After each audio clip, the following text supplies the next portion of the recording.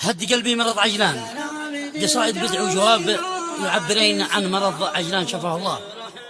كتب البدع الأخ الشاعر عبد القوي صالح الجشمي، ونستمع إلى الرد من كلمات أخيه عجلان صالح الجشمي. قال عبد القوي ما لي سوى رب الرحمن، لا دعته مني سريع الإجابة.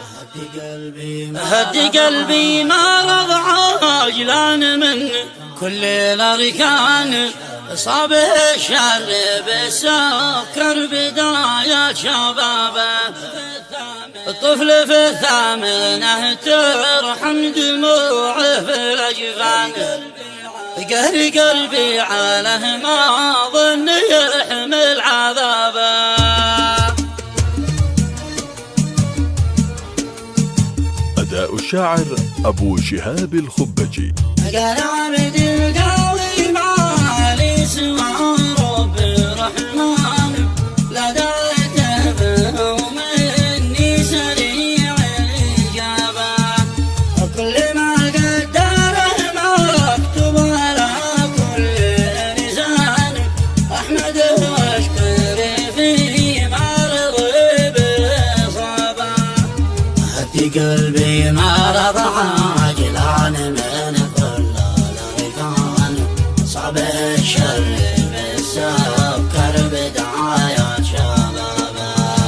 الطفل في الثامنة ترحم دموعه في الأجفان، قهر قلبي عليه ما ظن يحمل عذابه.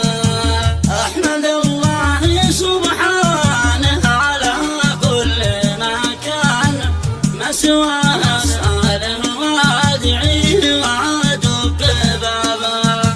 شاف عجلا ويفرج هم عبده والأحزان، يا كريمان يا مرشي مزون السحابة. من مسك عرواتك يا رب الأرض وبالمهتان، وبعجلا دعا ربه فقط والتجابه. أسألك رحمتك واحفظ عيالي والأخوان، وأسرتك كلها والأصدقاء والقرابة. وأحمدك وأشكرك في كل ساعة سر وإعلان، وأمرك الكون ما بهشي علي ضرابة. ما تشوف شري يا مالي ويا نور العيان، يا سلاحي وكنزي يا سعد وسط غابة.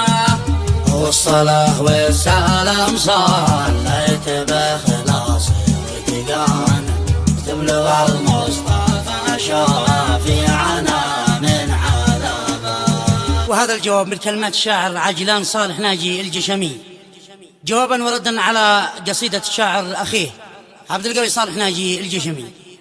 يا من أتقنت سبع أطباق من دون عمدان، واستوى حكمك الميمون فوق السحابة. عافني واعفو عني من ثقال همي وحزان، وادفني شر بقع الواقفة بالحرابة. واهدنا إلى الطريق المستقيم صبري وإيمان، قبل عمري من الدنيا يوفاني صباح. بعد يا مرحبا ترحب العهد في السما كان، بالذي خط حرفه واعتنى في الكتابة. مرحبا درعي الواقي وسيفي والامتان، فخر جدي وبيته فخر قبايل والابا. يا شقيقي حروفك خلت الحرف بركان، في الحشا والحروف امسى صداها صبابا. شرحك الوضع خلى اخوك لا الفجر سهران، والحواس فاقدة للوعي ومسات مصابة.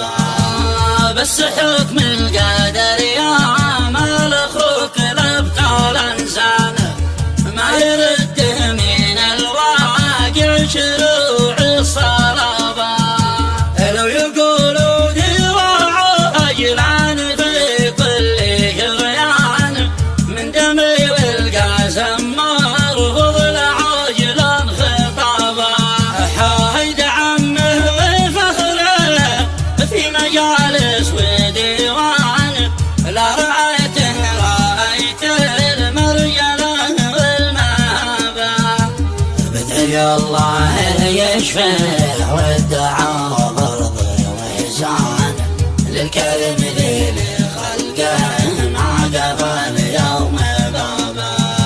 وانت يا مالا خوف دامك للأجواد عنوان ما طلبته